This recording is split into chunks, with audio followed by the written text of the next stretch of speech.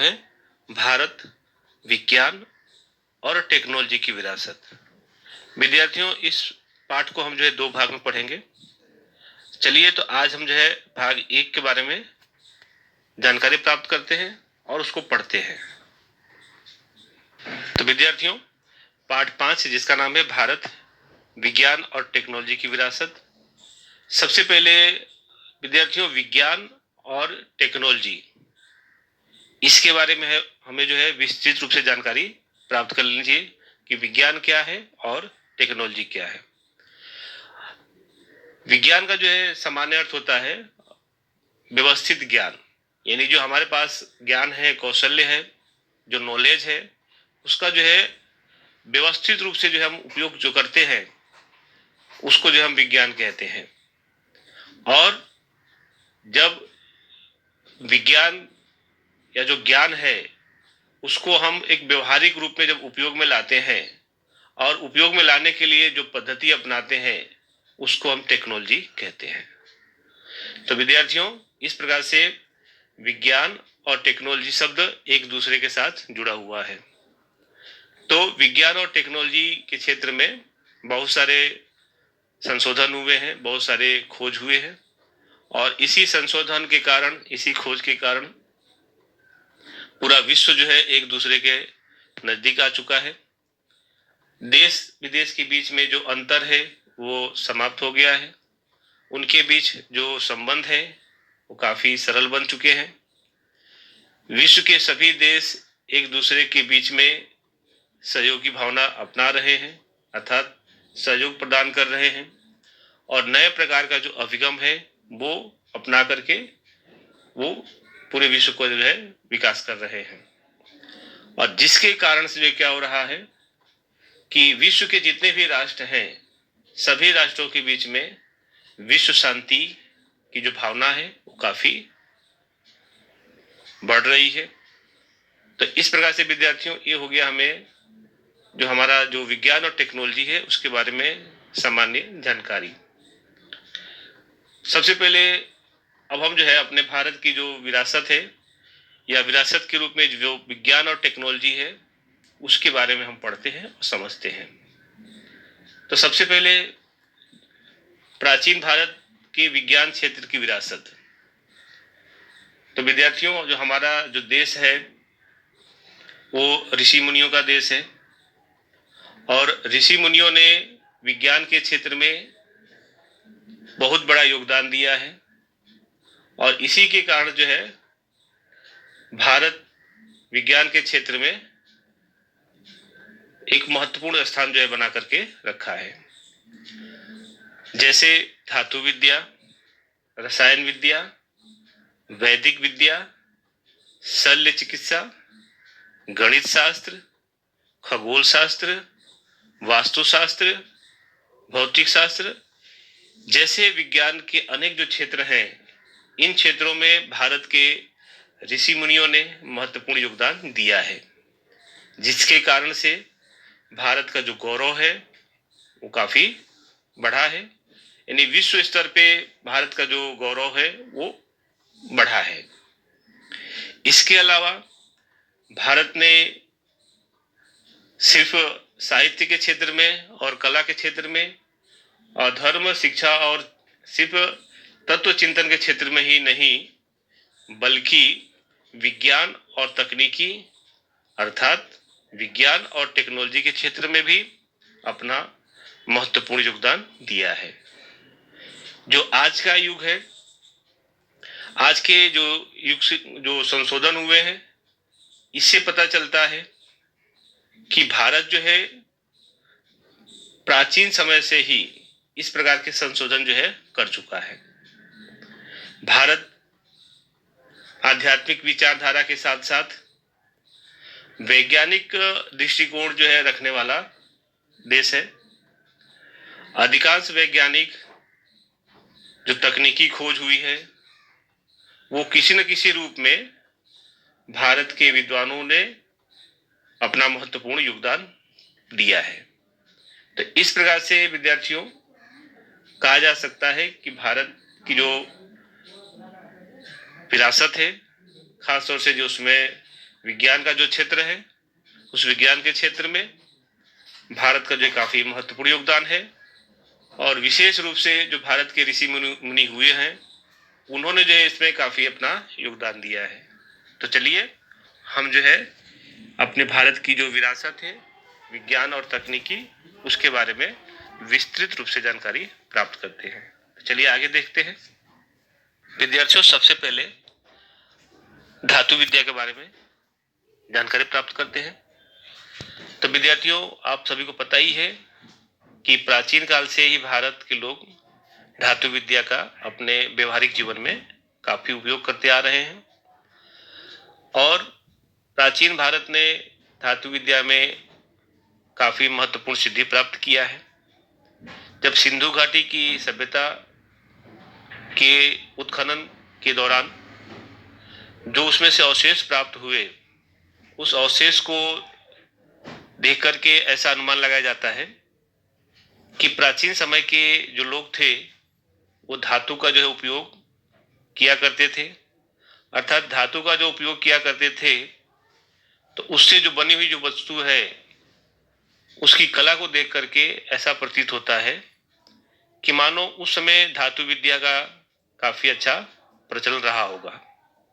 जैसे सिंधु कालीन संस्कृति में से धातु की नर्तकी की प्रतिमा प्राप्त हुई, तक्षशिला में से कुषाण राजाओं के समय काल का भगवान बुद्ध की प्रतिमा प्राप्त हुई, चोल राजाओं के समय में तैयार हुआ धातु शिल्प प्राप्त हुआ, जो आज वर्तमान समय में जो है उसको देख करके ऐसा प्रतीत होता है कि प्राचीन समय से ही जो धातु विद्या का उपयोग हमारे पूर्वज जो है किया करते रहे होंगे। इसके अलावा जो महादेव के नटराज का जो शिल्प है, वह शिल्प जो है पूरे विश्व स्तर पर जो है प्रसिद्ध माना जाता है। अर्थात महादेव नटराज जब तांडव नृत्य करते हुए जो उनका शिल्प है, जो धातु की प्रतिमा है, वह धातु की प्रतिमा पूरे विश्व स्तर पर जो है प्रसिद्ध है, और इसीलिए वर्तमान समय में वो चेन्नई के संग्रहालय में वह रखी गई है। इस नटराज की जो प्रतिमा है, उस प्रतिमा को अंतरराष्ट्रीय स्तर पे उसको जो है प्रसिद्धि प्राप्त हुई है। इसके अलावा धनुर्धारी राम का शिल्प, कलात्मक देवी देवताओं का शिल्प, पशु पक्षियों तथा सुपारी काटने का सरौता आदि जो प्राप्त हुआ, उससे भी यह अनुमान लगाया जाता है कि प्राचीन समय से ही धातु विद्या का उपयोग होता आ रहा है। ये धातु शिल्प जो बनाने की जो परंपरा है, वह अनुमानित 10वीं और 12वीं सदी में शुरू की गई थी। तो इस प्रकार से विद्यार्थियों, जो धातु कला है, वह धातु कला बहुत ही प्राचीन समय से है, और खास तौर से आपको ये याद रखना है कि जो नटराज की जो मूर्ति प्राप्त हुई है, वह नटराज की मूर्ति धातु की है, और उस महादेव नटराज की जो मूर्ति है, जो शिल्प है, उसको विश्व स्तर पर जो है प्रसिद्धि प्राप्त हुई है, और वर्तमान समय में चेन्नई के संग्रहालय में सुरक्षित रखा गया है। तो विद्यार्थियों, ये हो गया अपने धातु कला का परिचय। विद्यार्थियों, प्राचीन भारत के विज्ञान क्षेत्र की विरासत के रूप में हम रसायन विद्या का परिचय प्राप्त करते हैं। तो सबसे पहले रसायन शास्त्र एक प्रयोगात्मक विज्ञान है, और इस विद्या में विविध प्रकार की वनस्पतियां, विविध प्रकार के खनिज, पौधे, धातु, इन सब का जो है आपस में क्या किया जाता है, सम्मिश्रण करके एक प्रकार की औषधि जो है बनाई जाती है। तो इस प्रकार की जो औषधि होती है, वह अलग अलग कार्यों में प्रयोग की जाती है। रसायन शास्त्रियों में खासतौर से जो नाम आता है बौद्ध आचार्य नागार्जुन का, जो नालंदा विद्यापीठ में आचार्य थे, और उन्होंने रस रत्नाकर और आरोग्य मंजरी नामक जो ग्रंथ लिखे हैं। ऐसा माना जाता है कि जो रसायन विद्या है या रसायन शास्त्र है, उसकी शुरुआत जो है नालंदा विद्यापीठ के आचार्य नागार्जुन ने किया था।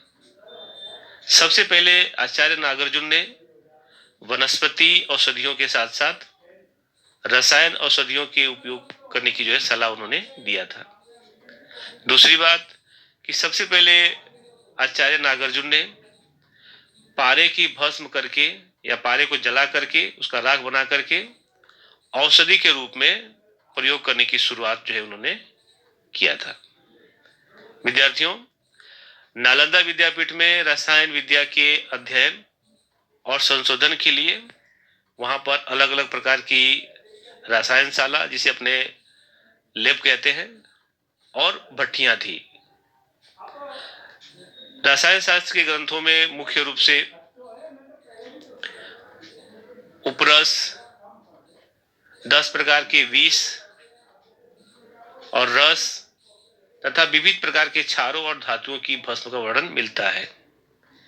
यानी जो तत्व जो मिश्रण किया जाता है उसमें रस भी है, उपरस भी है, और यहाँ तक कि जो विष है उसका भी उपयोग जो है औषधि के रूप में किया जाता है। सवाल ये है कि उसका कितना मिश्रण होना चाहिए और किन प्रकार के तत्वों के साथ में उसका मिश्रण होना चाहिए। तो इस प्रकार से विद्यार्थियों, रस, उपरस, विष, क्षार और धातु सबको जो है भस्म करके राख बना करके उसका सम्मिश्रण करने की प्रक्रिया की शुरुआत जो है आचार्य नागार्जुन ने किया था। तो इस प्रकार से देखा जाए तो जो रसायन शास्त्र है, वह पूरे विश्व को जो है अपने आचार्य नागार्जुन ने प्रदान किया है, ऐसा माना जाता है।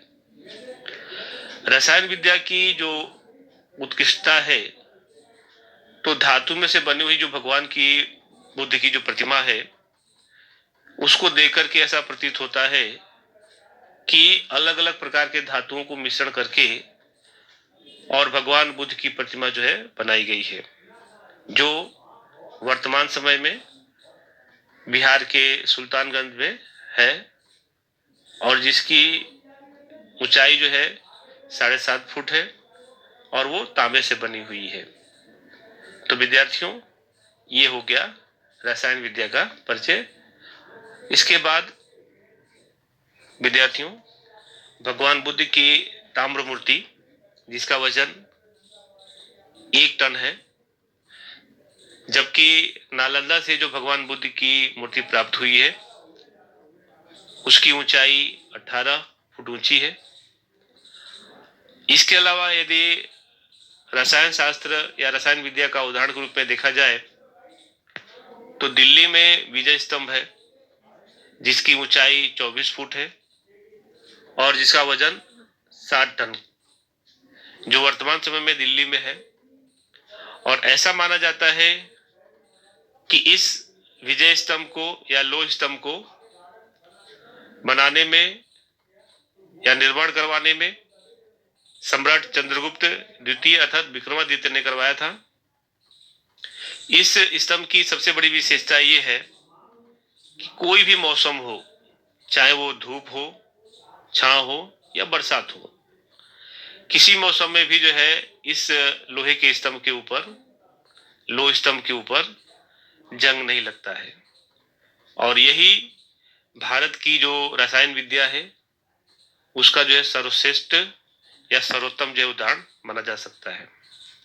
तो इस प्रकार से विद्यार्थियों, हम कह सकते हैं कि जो भारत की रसायन विद्या है वह वास्तव में अद्वितीय है और पूरे विश्व में जो है भारत की रसायन विद्या काफी प्रसिद्ध मानी जाती है।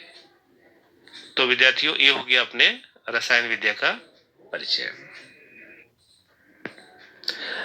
विद्यार्थियों, प्राचीन भारत के विज्ञान क्षेत्र के विरासत के रूप में वैदिक विद्या और शल्य चिकित्सा के बारे में हम सबसे पहले विस्तृत रूप से जानकारी प्राप्त करेंगे। तो चलिए सबसे पहले वैदिक विद्या और शल्य चिकित्सा को हम बिल्कुल सामान्य शब्दों में समझ लेते हैं। तो वैदिक विद्या अर्थात जो दवा मात्र से इलाज किया जाता है उसे वैदिक विद्या कहा जाता है। और शल्य चिकित्सा अर्थात जहाँ पर जो है बीमारी असह्य हो, जिसको हम जो है दवा से नहीं कर सकते हैं, जिसके लिए जो है चीड़ फाड़ करना अनिवार्य हो जाता है, वहां पर जो है शल्य चिकित्सा जो है कारगर सिद्ध होती है। आज की भाषा में हम यदि कहें तो आज जो डॉक्टर होते हैं एमडी, मतलब कि डॉक्टर ऑफ मेडिसिन, जो मात्र जो है दवा से जो है इलाज करते हैं, तो जो दवा से इलाज करते हैं उसे हम वैदिक विद्या कहते हैं। और जो एमएस होते हैं, जहां पर जो है मेडिसिन से इलाज नहीं होता है, जहां पर जो है चीर फाड़ अनिवार्य हो जाता है, वहां पर जो है ऑपरेशन करना पड़ता है, उसको कहते हैं शल्य चिकित्सा, जिसे अपने आज के समय में मास्टर ऑफ सर्जरी कहा जाता है। तो प्राचीन समय में शल्य चिकित्सा कहा जाता था। तो विद्यार्थियों, इस प्रकार से देखा जाए तो प्राचीन समय से ही भारत ने वैदिक विद्या में और शल्य चिकित्सा के क्षेत्र में अपना काफी महत्वपूर्ण योगदान दिया है। प्राचीन वैदिक शास्त्र के जो महान प्रणेता हैं, जिन्होंने वैदिक शास्त्र या वैदिक विद्या की शुरुआत किया है, वे हैं महर्षि चरक। तो महर्षि चरक ने एक पुस्तक लिखा है, एक ग्रंथ लिखा है, जिसका नाम है चरक संहिता। और ऐसा जो माना जाता है कि इस चरक संहिता नामक जो ग्रंथ है, उसमें 2000 से भी अधिक वनस्पतियों एवं औषधियों का जो है उल्लेख उसमें किया गया है। तो ये हो गया विद्यार्थियों वैदिक चिकित्सा के जो प्रणेता हैं महर्षि चरक के बारे में। इसके बाद आता है शल्य चिकित्सा। तो शल्य चिकित्सा की जो शुरुआत है या उसके जो प्रणेता हैं या जो उसके जनक हैं, वह महर्षि सुश्रुत को माना जाता है। और इसीलिए जो है महर्षि सुश्रुत ने एक ग्रंथ लिखा जिसका नाम जो है सुश्रुत संहिता है, जिसमें शल्य चिकित्सा से संबंधित बिल्कुल धारदार और पैने साधनों का जो है उसमें उल्लेख किया गया है। और ऐसा भी कहा जाता है कि इस ग्रंथ में ऐसे साधन का उल्लेख किया गया है कि जो सिर के जो बाल है, उन बालों को भी जो है दो भाग में चीरा जा सकता है। तो इस प्रकार से महर्षि सुश्रुत ने शल्य चिकित्सा की शुरुआत किया और उन्होंने पुस्तक लिखा, ग्रंथ लिखा, जिसका नाम जो है सुश्रुत संहिता है। तीसरा नाम आता है बाघभट्ट। तो बाघभट्ट ने भी एक पुस्तक लिखा है, ग्रंथ लिखा है, जिसका नाम जो है बाघभट्ट संहिता है। और ये जो प्राणी चिकित्सा है उसके साथ जो इसका संबंध जुड़ा हुआ है। तो विद्यार्थियों, ये हो गए हमारे वैदिक विद्या और शल्य चिकित्सा की शुरुआत करने वाले महर्षि चरक, महर्षि सुश्रुत और महर्षि बाघभट्ट। और उन्होंने जो ग्रंथ लिखा है वो ग्रंथ जो काफी महत्वपूर्ण है और खास तौर से जो वैद्य हैं वो वैद्यों के लिए ये ग्रंथ जो है काफी उपयोगी सिद्ध हुआ है। तो विद्यार्थियों, चलिए आगे देखते हैं। तो विद्यार्थियों, जो वैदिक विद्या है, तो वैदिक विद्या में औषधि शास्त्र में खासतौर से जो खनिज है, वनस्पति और प्राणी औषधियों के विशाल संग्रह जो उसमें संग्रहित किए गए हैं। इसके बाद दवा बनाने के लिए बारीक से बारीक अलग अलग प्रकार की जो पद्धति होती है, विधि होती है, उसको अपना करके उसका जो वर्गीकरण किया जाता है और उसमें दवा के लिए अलग अलग प्रकार की जो सूचना जो उसमें शामिल की जाती है।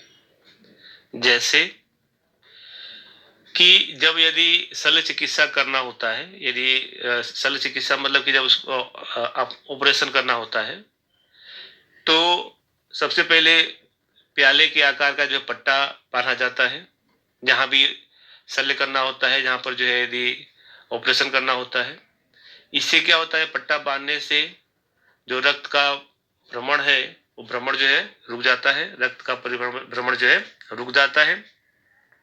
और उतना भाग जो है बिल्कुल शून्य हो जाता है। और शून्य होने के बाद जो है यदि हम उस पर किसी भी प्रकार का जो है हथियार से, साधन से चीर-फाड़ करते हैं, तो उस समय जो है किसी प्रकार का कोई असर दिखाई देता नहीं है। और इस प्रकार से जो है बड़े से बड़े इलाज किया जा सकता है, बड़े से बड़े जो है शल्य प्रक्रिया जो है की जा सकती है। तो विद्यार्थियों, आज के संदर्भ में यदि हम देखें, तो यदि किसी प्रकार का जब ऑपरेशन होता है, तो सबसे पहले जिस भाग में ऑपरेशन करना होता है उस भाग को शून्य किया जाता है, मतलब कि एनेस्थीसिया या इंजेक्शन देकर के जो उस भाग को जो है शून्य कर दिया जाता है, निष्क्रिय कर दिया जाता है। और फिर उसके बाद जो है उसके ऊपर जो है ऑपरेशन की प्रक्रिया की जाती है। तो जो आज हो रहा है, मतलब कि इसका जो शुरुआत है हमारे ऋषि मुनियों ने किया है, मतलब कि जो महर्षि सुश्रुत है उन्होंने जो है यह ऑपरेशन या शल्य प्रक्रिया की शुरुआत किया था। तो इस प्रकार से किस प्रकार का इलाज जो है किया जा सकता था शल्य चिकित्सा के द्वारा? पेड़ू, मूत्राशय, हार्निया, मोतिया, पथरी और भगंदर आदि की शल्य चिकित्सा के द्वारा इलाज किया जा सकता था या होता था। इसके अलावा हड्डी जो है टूट जाती थी, जो आज अपने फ्रैक्चर कहते हैं, तो उस समय जो है आज उसको हड्डी टूटने के बाद जो है प्लास्टर लगाया जाता है, अलग अलग प्रकार के जो है छोटे मोटे, ठीक है। तो ये जो है हमारे ऋषि मुनि भी पहले किया करते थे। शुरुआत जो है वहीं से मानी जाती है कि जब हड्डी टूट जाती है तो उसको जो है व्यवस्थित रूप से जो है बांध करके उसको ठीक किया जाता था। और यदि शरीर में किसी प्रकार का जो है जहरीला पदार्थ प्रवेश कर गया है तो उसको भी जो है कुशलता पूर्वक जो निकाला जा सकता था। इसके अलावा कोई भाग टूट गया है, जैसे कि नाक जो है टूट गई है, तो नाक टूट जाने के बाद उसको जो है प्लास्टिक सर्जरी, यानी नाक को भी जो है शल्य चिकित्सा के द्वारा जो है ठीक किया जाता था। जो आज के समय में जो हम सर्जरी शब्द या प्लास्टिक सर्जरी शब्द प्रयुक्त करते हैं, तो उस समय भी हमारे ऋषि मुनि जो है किया करते थे। और दूसरी बात यह है कि जो वर्तमान समय में जो चिकित्सा पद्धति है, तो वर्तमान समय में चिकित्सा पद्धति में जो मरे हुए जो मुर्दे होते हैं, उन मुर्दों के ऊपर जो है क्या किया जाता है, प्रयोग किया जाता है। लेकिन हमारे जो ऋषि मुनि थे, इस प्रकार की जो पद्धति थी उसको प्रयोग में किस प्रकार से लाते थे, तो मोम से बनाए हुए पुतले या मृत शरीर के ऊपर जो है शल्य क्रिया किया करते थे और विद्यार्थियों को जो है ज्ञान प्रदान किया करते थे।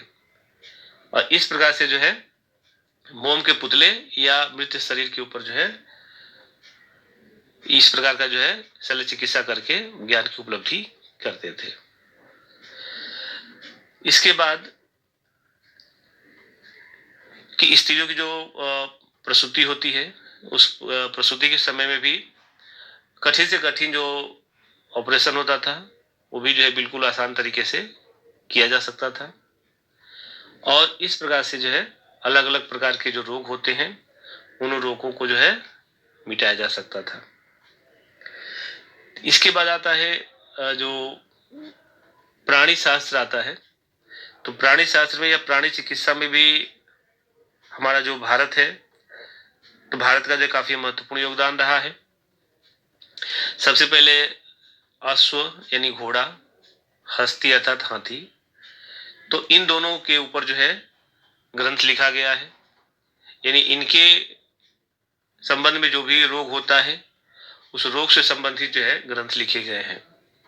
इसके पीछे ये भी हो सकता है कि प्राचीन समय में जो राजा महाराजा थे, तो वह अधिकतर जो है उनके राज्य में घोड़े का रखा जाता था या घोड़े का पालन किया जाता था, हाथी रखी जाती थी, यानी जो सेना है, सेना के लिए घोड़ा और हाथी का जो है उपयोग किया जाता हो रहा होगा। और इसीलिए उनसे संबंधित जो बीमारी है, जो रोग है, उसके संदर्भ में ग्रंथ लिखे गए, जिसके कारण से जो है उनका जो है इलाज हो सके, जिसमें हस्ती आयुर्वेद, तथा अश्वशास्त्र, ये दो प्रमुख जो है ग्रंथ लिखे गए हैं जो प्राणी शास्त्र से संबंधित है, जो एक हाथी के संदर्भ में है और दूसरा जो है घोड़े के संदर्भ में है। तो विद्यार्थियों, इस प्रकार से जो है वैदिक शास्त्र के जो विद्वान बाघभट्ट हैं, उन्होंने अष्टांग हृदय नामक जो ग्रंथ लिख करके वैदिक क्षेत्र में काफी महत्वपूर्ण योगदान दिया है। तो विद्यार्थियों, ये हो गया अपने वैदिक विद्या और शल्य चिकित्सा का परिचय, जिसमें हमने महर्षि चरक के बारे में जानकारी प्राप्त किया, महर्षि सुश्रुत के बारे में जानकारी प्राप्त किया, और किस प्रकार से जो है शल्य चिकित्सा किया जाता था और किस प्रकार से जो है प्लास्टिक सर्जरी आदि ये की जाती थी। तो इस प्रकार से ये हो गया हमारे वैदिक शिक्षा और शल्य चिकित्सा का परिचय। विद्यार्थियों, भारत की प्राचीन विज्ञान की विरासत के रूप में आज हम गणित शास्त्र का परिचय प्राप्त करेंगे। सबसे पहले विद्यार्थियों, गणित शास्त्र का सामान्य या गणित का सामान्य अर्थ होता है गणना करना, और इस गणना के आधार पर ही, इस गणित के आधार पर ही संपूर्ण दुनिया का जो व्यवहार है वो चल रहा है या चलता है। गणित शास्त्र के क्षेत्र में भारत ने महत्वपूर्ण योगदान दिया है, क्योंकि जो है भारत ने बहुत सारी महत्वपूर्ण जो खोजें उसने किया है। जैसे भारत ने शून्य की खोज किया है, दशमलव पद्धति की खोज किया है, बीज गणित, बोधायन का प्रमेय, रेखा गणित और वैदिक गणित जैसे खोज जो है करके जो है दुनिया को जो है काफी कुछ प्रदान किया है।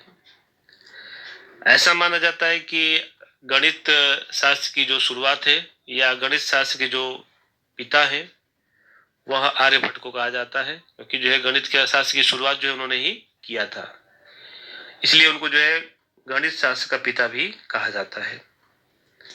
दूसरी बात, सबसे पहले पूरे विश्व में जो शून्य की खोज हुई वो भारत ने किया है, और जो शून्य की खोज है वो आर्यभट्ट ने ही किया था। इस प्रकार से देखा जाए तो जो हमारे जो प्राचीन दो नगर हैं, मोहनजोदड़ो और हड़प्पा संस्कृति, वहां के जो प्राप्त अवशेष थे, उस प्राप्त अवशेषों के आधार पर जो है ऐसा अनुमान लगाया जाता है कि वहां के लोग प्राचीन समय में माप और तोल के साधनों में दशांश पद्धति अर्थात दशमलव पद्धति का उपयोग करते रहे होंगे। दूसरी बात ये कि भास्कराचार्य ने सन 1150 में दो ग्रंथ लिखे, जिसका नाम है, पहला है लीलावती गणित और दूसरा है बीज गणित। आचार्य भास्कराचार्य ने इन दोनों ग्रंथों में जोड़ और घटाव का संशोधन किया है। इसके बाद ब्रह्मगुप्त ने समीकरण का सिद्धांत दिया है, बोधायन प्रमेय ने त्रिकोणमिति का सिद्धांत दिया है, और इस प्रकार से देखा जाए तो भारत ने जो है अलग अलग प्रकार की खोज करके विश्व को बहुत कुछ भी प्रदान किया है। आर्यभट्ट ने आर्यभट्टियम नामक जो ग्रंथ लिखा है, और उसमें पाई की कीमत उन्होंने 22/7 रखा है, जिसको 3.14 भी कहते हैं। और इस प्रकार से उन्होंने जो गोले की परिधि है और जो उसका व्यास है, उसके अनुपात को दर्शाने के लिए उन्होंने पाई का उपयोग किया है। इसके अलावा भाग की जो पद्धति होती है, गुणा, जोड़, घटाव, वर्गमूल, घनमूल आदि अष्टांग जो पद्धतियां हैं, इन सारी पद्धतियों की जानकारी आर्यभट्ट ने अपने ग्रंथ में लिखा है। इसके अलावा 10 गीतिका और आर्यभट्टियम ये दो ग्रंथ जो है आर्यभट्ट के काफी प्रसिद्ध माने जाते हैं। खास तौर से उसमें जो आर्यभट्टम नामक जो ग्रंथ है वो काफी प्रसिद्ध माना जाता है। तो विद्यार्थियों, ये हो गया अपने गणित शास्त्र का परिचय। विद्यार्थियों, यदि हम देखें तो गणित शास्त्र के अलग अलग जो गणित शास्त्री हैं उन्होंने जो है बहुत कुछ जो है संशोधन करके अपने देश को या भारत को जो काफी विश्व में जो है महत्वपूर्ण स्थान प्रदान किया है। सबसे पहले जिसमें ऐसे गणित शास्त्रियों में, विद्वानों में प्रमुख है, जिनका नाम जो है बोधायन, आपस्तंभ, कात्यायन, भास्कराचार्य, ब्रह्मगुप्त और आर्यभट्ट। ये सभी जो है भारत के जो गणित शास्त्री हैं जिन्होंने भारत को विश्व स्तर पर जो है प्रसिद्ध किया है। तो विद्यार्थियों, ये हो गया अपने गणित शास्त्र का परिचय।